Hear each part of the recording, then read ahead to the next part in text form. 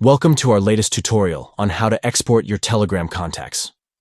If you've ever needed to save or transfer your contacts from Telegram to another device or platform, we've got you covered with this updated guide.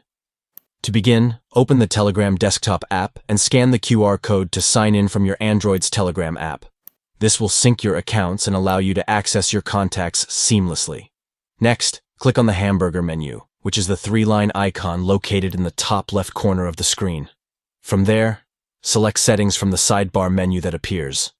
Once you're in the Settings menu, click on Advanced to access more detailed options. Scroll down to the bottom of the page until you find the Export Telegram Data option. Click on it to proceed. You'll then be prompted to choose what data you want to export. In this case, select the contacts list and click on Export.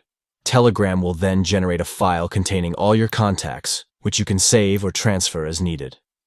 By following these simple steps, you can easily export your Telegram contacts and have them ready for use on any other device or platform. Remember to keep your data secure and make regular backups to avoid any potential data loss. Thank you for watching, and be sure to like and subscribe for more helpful tutorials like this one.